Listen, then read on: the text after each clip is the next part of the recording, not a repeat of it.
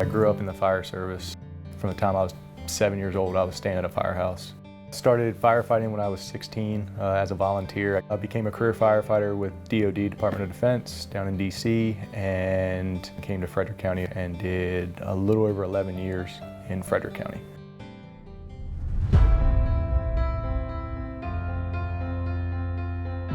May 9th, 2016, on a working house fire, pulling hose, went inside to do an interior fire attack, and the hose got pulled the wrong way, shoulder got ripped out, ended up separating the shoulder, went through multiple surgeries, physical therapy, and then finally the county decided to medically separate me.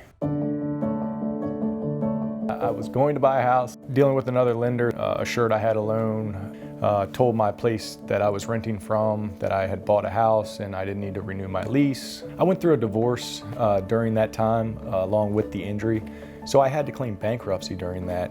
So my credit was shot as it was. And even with that, the loan officer was like, no, you're good to go, you're good to go. I've looked at everything, everything's fine. So now we're about a day or two away from settlement, and they were looking for a loan for me at this point. And I'm like, we go to settlement tomorrow. That was gut-wrenching, and I was in a panic, trying to figure out, I don't have family around here, so what am I gonna do?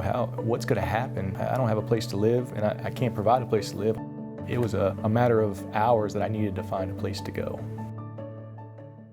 Phone rang about an hour later. It was my realtor, Thomas. He said, hey, made a phone call, somebody's gonna call you.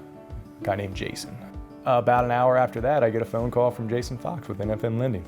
Immediately, having my own family to think about, I was thinking, what if this happened to me?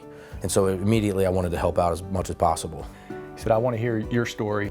I said I was a career firefighter, I got injured, and ultimately medically retired after 3 surgeries and physical therapy. He said, can you prove all that? I said, absolutely. And so we got all the information that we needed. We took it to upper management. Everyone put their heads together and said, yeah, this is a case of an extenuating circumstance, and NFM wants to help out. And later that day, he called me and said, hey man, 30-year fixed. It was better than the original from the loan, the loan officer the month before. Well, from there, they ended up reaching out to the other realtor and were able to negotiate to get me and the boys into the place that I was buying before we settled. And wasn't homeless anymore, and everything was kind of right back on keel. You're always hearing, of the ambulance going by or the fire truck, and my daughter says, I hope they're okay. And just it's always my thought now is that every time you hear that sound, someone's not okay. And in this instance, it was someone that's actually trying to help someone else who needed the help themselves. It was my obligation and my duty to, help him the best I could. It was a relief. The boys were happy. I didn't even have to really, tell them what was going on. You talk about a weight off your shoulders.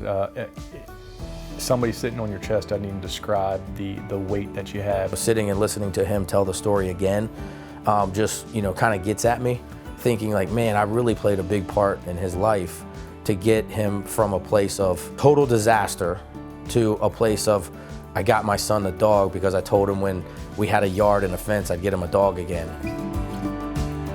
He wanted to know more about me, the situation, the story behind it, why, what happened, and that opened up a door to something that nobody else even remotely hinted about.